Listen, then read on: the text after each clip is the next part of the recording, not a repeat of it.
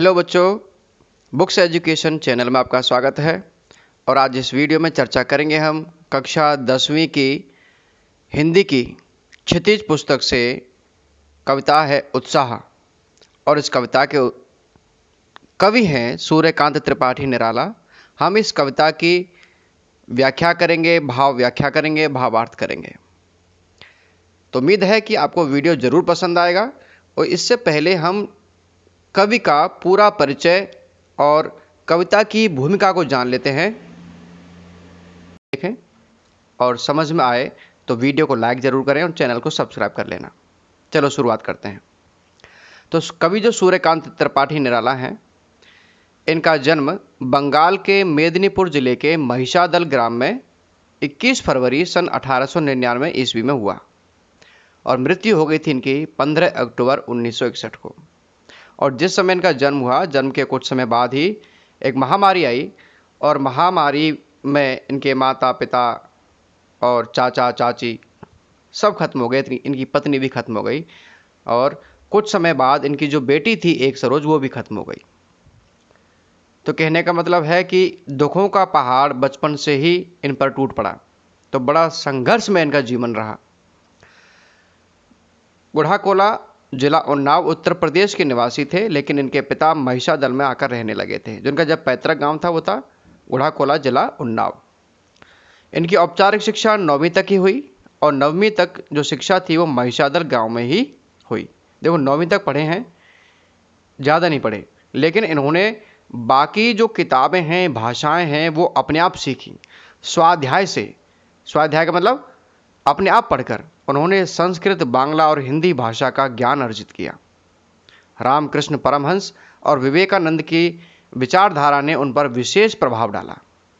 इनसे बड़े प्रभावित थे, इनके विचारों का इन पर बड़ा प्रभाव पड़ा और इनकी रचनाओं में भी ये प्रभाव देखने को मिलता है।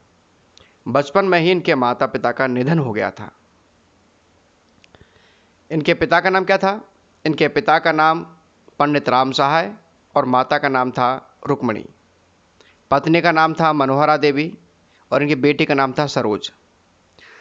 निराला ने कविता, उपन्यास, कहानी, आलोचना और निबंध इन सभी पर अपनी कलम चलाई, लेकिन उनको जो प्रसिद्धि है, इनको जो प्रसिद्धि मिली वो इनको प्रसिद्धि कविता पर मिली। उनकी प्रसिद्ध काव्य रचनाएं हैं अनामिका, परिमल, गीतिका, कुकुरमुत्ता और नए पत्ते। ये इनकी प्रसिद्ध रचनाएं हैं। और भी इनके अलावा रचनाएं हैं। ये जो काव्य संग्रह हैं, ये जो नाम है ये क्या है? ये काव्य संग्रह हैं। इनकी एक एक किताब में कई कई कविताएं हैं। छायावादी कवि होने के साथ साथ प्रगतिवादी कवि भी रहे हैं। इनकी रचनाओं में दार्शनिकता, विद्रोह और क्रांति, प्रेम की सरलता और प्रकृति का विराट तथा उदात्त चित्र मिलता है। इनका विद्रोही स्वभाव ने कविता के भाव जगत और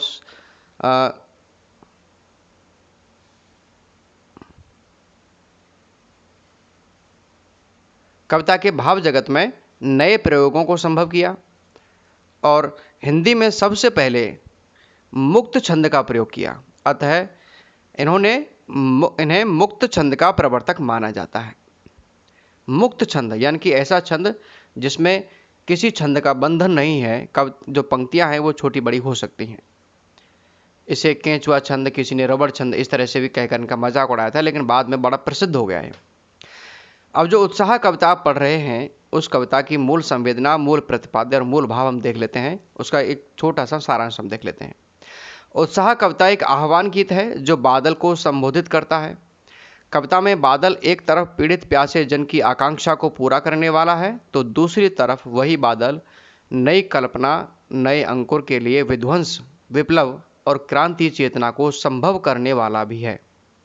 तो यहाँ जो बादल है वो बादल बारिश करके प्यासों की प्यास बुझाता है और गर्जना करके वो लोगों को जागृत करता है, लोगों में एक उत्साह का संचार करता है।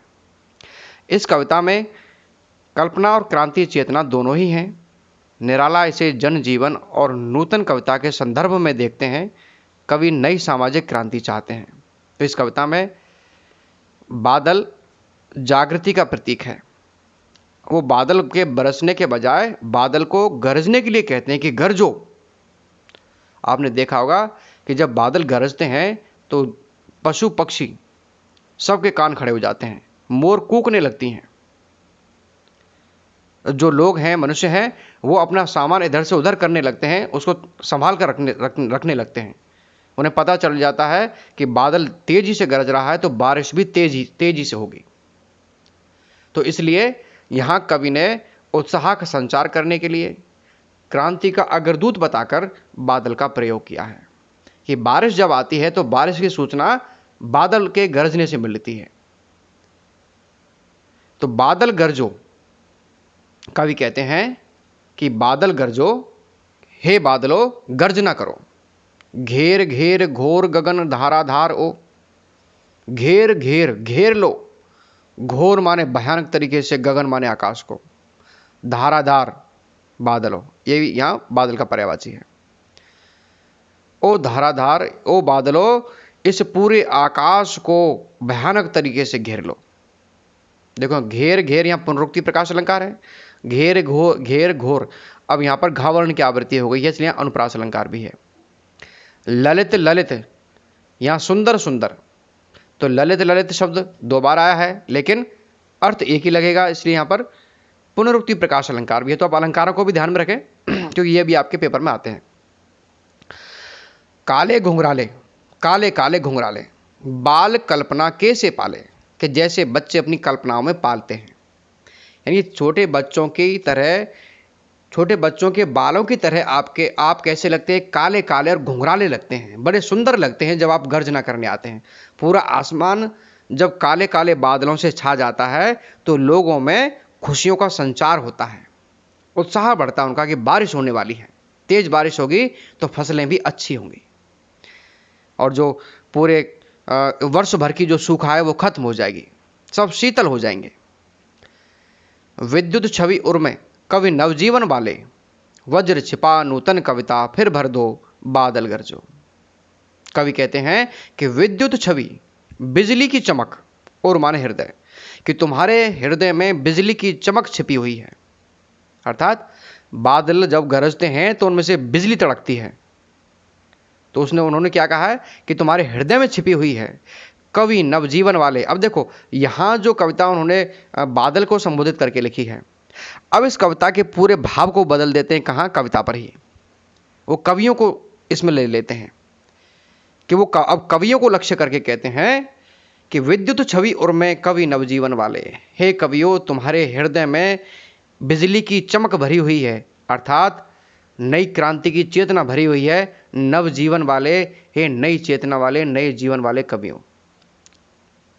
वज्र छिपा नूतन कविता फिर भर दो, अपने हृदय में वज्र की कठोरता को छिपा लीजिए और कविता में फिर नूतनता भर दीजिए, नयापन भर दीजिए। तो यहाँ जो पुरानी परंपराओं से जो कविताएं चली आ रही हैं, प्रकृति की सुंदरता की, महिलाओं की सुंदरता की, राजाओं की प्रशंसा करने वालों की, उन कविताओं को छोड़ दो। अब आप कैसी कविता लिखो, जनमानस की कविता लिखो जो जनता की बात बोले, जनता में क्रांति की चेतना पैदा करे। अब इसकी व्याख्या को हम सार रूप में देख लेते हैं। यहाँ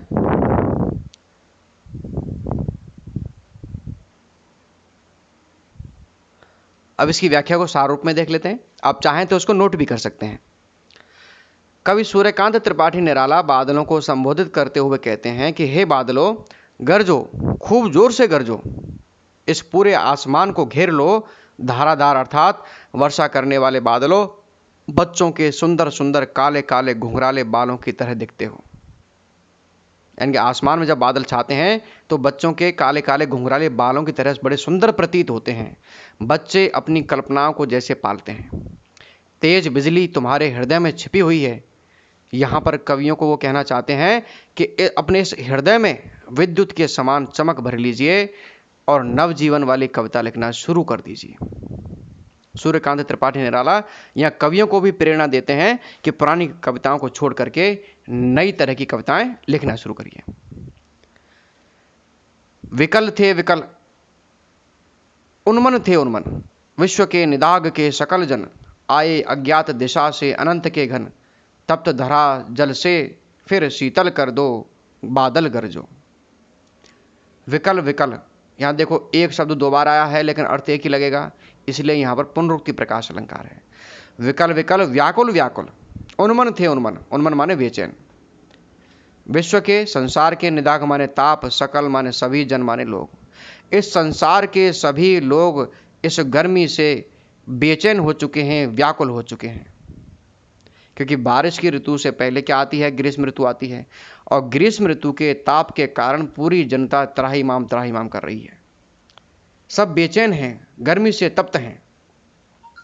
आए अज्ञात दिशा से अनंत के घन, कि हे अनंत के घन अर्थात अंतहीन बादलों, जो तुम अज्ञात दिशा से आए हो, तप्त धरा इस तपती हुई धरती को जल से फिर शीतल कर दो, अपने जल से शीतल कर दो, इस धरती की प्यास बुझा दो, इस धरती की गर्मी को शांत कर दो।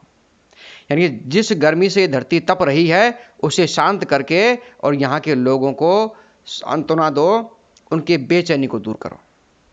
बादल गरजो, हे बादलों गर्जना करो। तो यहाँ कवि बादलों के माध्यम से उत्साह भर देना चाहता है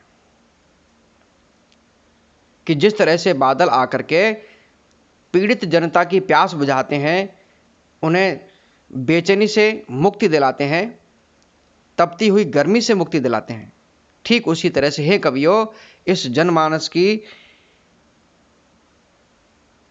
पीड़ा को समझकर कविता लिखिए। वो कवियों के यहाँ संदेश देना चाहते हैं कि जनमानस की पीड़ा को समझकर कविता लिखिए और उनकी पीड़ा को शांत करिए, जिससे कि उनके जीवन में कुछ परिवर्तन आए। यहाँ परिवर्तन लाना चाहते हैं कवि कि जल से फिर शीतल कर दो, कि बारिश से क्या होगा, तपती हुई धरती कैसे हो जाएगी, शीतल हो जाएगी, तो परिवर्तन हो गया। तो यहाँ कवियों की लेखनी के माध्यम से भी वो परिवर्तन करना चाहते हैं समाज में। अब इसका विशेष देखते हैं, इसकी व्याख्या देखते हैं एक सार रूप में कि इस संसार के लोग गर्मी के ताप से व्याकुल और बेचैन हैं। अज्ञात दिशा से आए हुए अनंत बादलों, इस तपती हुई धरती को जल से शीतल कर दो। हे बादलों गरजो। यहाँ कवि बादलों से क्रांति की जागृति पैदा करना चाहते हैं। जनमानस में हो रही विषमताओं को शांत करने के लिए नई रचनाओं, विचारों का आह्वान करना चाहते हैं। विशेष है विकल विकल, उन्मन थे उन्मन और पुनरुक्ति प्रकाश में इनमें पुनरुक्ति प्रकाश अलंकार है। खड़ी बोली हिंदी का प्रयोग है। तत्सम शब्दावली का प्रयोग है। कविता में संसार के लोगों की पीड़ा को दूर करने की बात कही गई है। बादलों को क्रांति का अग्रदूत कहा गया है। बादल यहाँ उत्साह का प्रतीक हैं। प्रिय विद्यार्थियों, आपको व्याख्या जरूर समझ में आई होगी। जरूर समझ में आई है तो वीडियो को लाइक कर दें, चैनल को सब्सक्राइब कर दें और अपने साथियों के साथ शेयर करना ना भूलें।